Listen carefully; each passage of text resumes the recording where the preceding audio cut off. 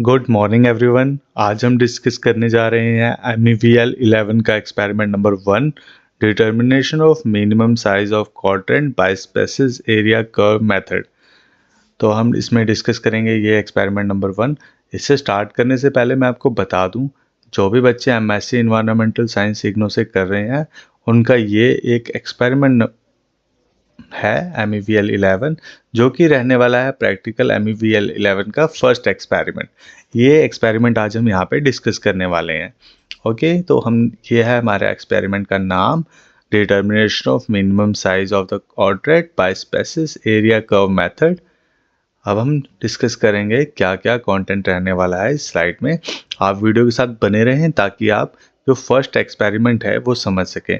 अगर इस वीडियो पे अच्छा रिस्पांस आता है तो हम सारे के सारे जो एक्सपेरिमेंट हैं वो इस पे अपलोड करेंगे, जैसे कि MEVL 11, 12, 13 तीनों के सारे एक्सपेरिमेंट। तो हम फर्स्ट एक्सपेरिमेंट इसमें डिस्कस करने वाले हैं, जिसमें हम क्या क्या दिखाने वाले हैं वो हम आपको बताएंगे। Aim and introduction, principle, objective, observation, procedure and graph और टेबल। ओके, तो आइए डिस्कस करते हैं एम एंड इंट्रोडक्शन। सबसे पहले समझते हैं क्वाड्रेंट क्या होता है। Quadrant is a basic illogical sampling unit used in vegetation analysis. Quadrant एक इकोलॉजिकल सैम्पलिंग यूनिट होता है। ये एक फिक्स्ड एरिया होता है जो स्क्वायर, रेक्टेंगुलर या सर्कुलर का हो सकता है। इसको हम फील्ड में ग्राउंड पर मार्क करते हैं और उसके अंदर जितने भी प्लांट होते हैं उसे ऑब्जर्व रिकॉर्ड करते हैं। ये जो होता है ना, ये क्वाड्रेंट, बस ये जो हमने एक एरिया बनाया जिसके अंदर हम स्पीसीज लगाएंगे उसे ही हम क्वाड्रेंट कहते हैं। क्वाड्रेंट का इकोलॉजिकल सैम्पल यूनिट होता है। ओके, मैंने बता दिया एक फिक्स्ड एरिया होता है। It is defined area, rectangular, circular, used to study plant communities. It help in estimating species diversity, density, frequency, abundance, percentage cover। ठीक है। Coordinate method is commonly used in grassland में use होता है and herbs vegetation studies में। इस method का हम इस मेथड का यूज़ हम वेजिटेशन स्टडी में करते हैं।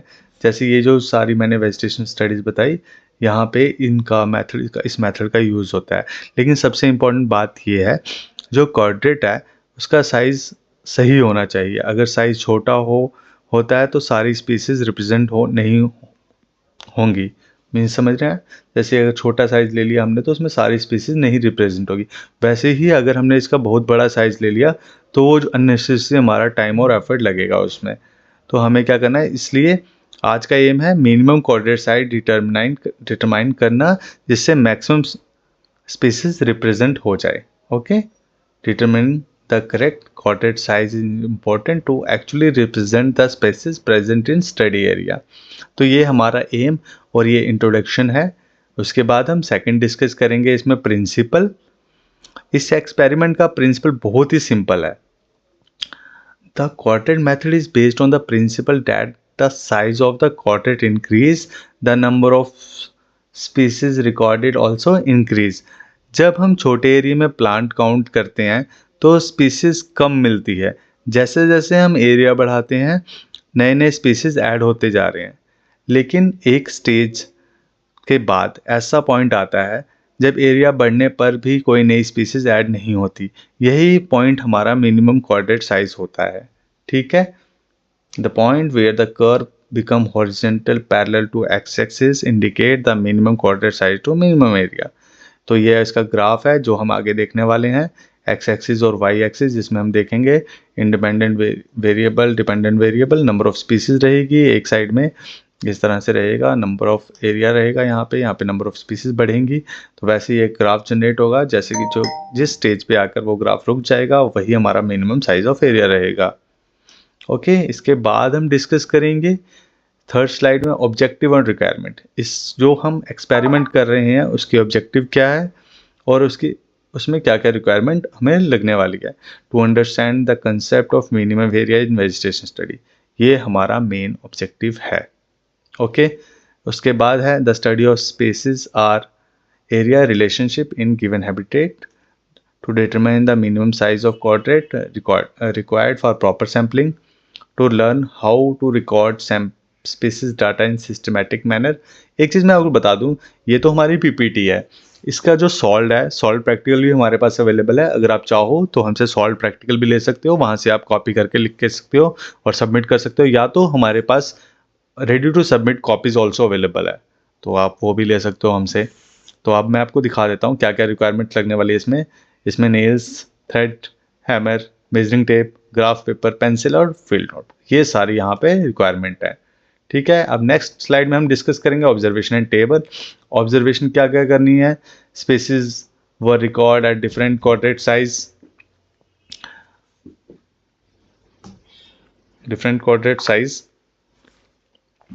as the coordinate size increased, the number of species also increased. After a certain area, no species were absorbed. The species area become constant beyond 30 size. ठीक है, अब हम ऑब्जर्वेशन देखते हैं। जैसे जैसे कोऑर्डिनेट का साइज बढ़ता है, स्पीसीज की जो नंबर भी बढ़ेगी। एग्जाम्पल के लिए 10x10 में 2 थे, 20x20 में 4, 30x30 में 5, 40x40 में 5 और 50x50 में 5। ये इंपॉर्टेंट चीज़ है, 30x30 के बाद स्पेसिस इंक्रीज नहीं हुई। आपने यहाँ पे देखा 30x30 के बाद कोई भी स्पेसिस इंक्रीज नहीं हुई। इसका मतलब है 30x30 centimetre area maximum species cover हो चुकी है, इसलिए ये हमारा मिनिमम एरिया के अराउंड है। ऑब्जर्वेशन टेबल बनाना ज़रूरी होता है, क्योंकि इसी डेटा से हम ग्राफ प्लॉट करेंगे आगे नेक्स्ट स्लाइड में। ठीक है, अब हम देखेंगे इसका प्रोसीजर क्या है। Select a suitable vegetative area for sampling. एक सुटेबल एरिया सेलेक्ट करो, mark 10x10 centimetre quadrat to the ground using nail and thread. 10x10 centimetre का क्वाड्रेट ग्राउंड पर नेल और थ्रेड से मार्क करना है। Identify and record all plant species present inside the quadrat. उस area के अंदर जितने भी प्लांट स्पीसीज हैं उनको आइडेंटिफाई करो और काउंट करो। Increase the quadrat size 2020 and record the total number of species. अब ये जो क्वाड्रेट का साइज है बढ़ा के 2020 सेंटीमीटर करो और फिर से स्पेसिस काउंट करो। इसी तरह 30-30 और 50-50 करेंगे। ठीक है, सारा डेटा ऑब्जर्वेशन टेबल में लिखो। ग्राफ पेपर एक्स एक्सिस और Y axis number sizes plot करो। जहां ग्राफ फ्लैट हो जाए वही मिनिमम क्वाड्रेट साइज एरिया होगा। प्रोसीजर में एक्यूरेसी बहुत ज़रूरी होती है। ठीक है, ये हमने देख लिया, हमारा प्रोसीजर कंप्लीट हो गया। उसके बाद नेक्स्ट स्लाइड आती है हमारी ग्राफ एंड टेबल। ये हम डिस्कस करेंगे कि ग्राफ और टेबल। अभी यहाँ से मैंने ग्राफ हटा दिया है, मैं आपको ग्राफ ऐसे ही दिखा देता हूँ। ये हमारा ग्राफ रहने वाला है। मैं ग्राफ बना देता हूँ आपको। ये इस तरह से हमारा ग्राफ रहेगा। जो हमने अभी पीछे ऑब्जर्वेशन टेबल देखी थी वहाँ पे, यहाँ पे रहेगा 10, 20, 30, ओके, 40। यहाँ पे नंबर ऑफ स्पीसीज रहेगी। ओके, तो 1 जो हमने यहाँ पे देखी हुई है अभी इस स्लाइड में देखी थी, ये 2, 4, 5, 5, 2, 4, 5, 5। तो एक स्टेज के बाद यहाँ से ये स्पेसिस बढ़ना बंद हो जाती है। तो यही जो फ्लैट एरिया है यही हमारा मिनिमम साइज ऑफ क्वाड्रेंट है। ओके, यही रिजल्ट में लिखा हुआ है। मैक्सिमम नंबर ऑफ स्पेसिस 5 है। The curve flatted at 30x30, minimum quadrant size है 30x30। तो हमने ये सॉल्व कर लिया। इसी तरह से ये हमारा जो पीपीटी है फर्स्ट एक्सपेरिमेंट की, ये कंप्लीट होती है। आपने देख लिया हमें क्या करना था इसमें और क्या निकालना था। अगर आपको वीडियो अच्छी लगी तो ज़रूर लाइक करें और वीडियो को, चैनल को सब्सक्राइब करें। और अगर इस वीडियो पे अच्छा रिस्पांस मिलता है तो हम सारे के सारे जो सीरीज़ में सारे के सारे एक्सपेरिमेंट एक्सप्लेन करेंगे और इसका सॉल्व कॉपी भी प्रोवाइड करेंगे। वीडियो अच्छी लगी हो तो, कोई भी क्वेरी हो तो आप कमेंट सेक्शन में बता सकते हैं। Thank you so much.